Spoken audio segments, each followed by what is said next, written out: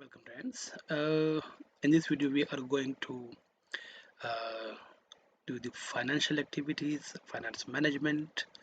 If you click on this, you will come to this screen. So income list, expense list, receipt voucher, payment voucher, journal voucher, and chart of accounts. Chart of accounts has been described and explained in our previous video. So first we will start from the income list. So you can see that there are no transactions has been made. So if we just go to add income, and here you can select student if it's related to a student, so select the class, select section, and you can see all the students list here. You can select anyone. If you select staff, just select staff from here. That's the staff. And if you don't want to select anyone, you can enter admin or like any particular person who is randomly coming to be involved in the transaction. So here the date is today's date. Cash and bank, so the mode it's must. So if you select cash, you can select a cash account.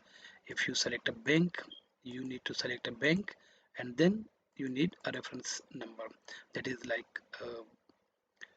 check number or payment receipt number, deposit slip, or whatever. So the reference number, I normally doing this, but you can put the check number or anything here. So select the income head. These are the incomes coming from the chart of accounts. I will just select one like tuck shop income, and I can say cash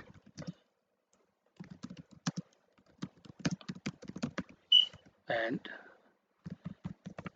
12,300. So you will be able to do only single entries in this one. Save and close. That has been added. Add another one, and that's the same. We'll select staff and cash, cash in hand, and other fine.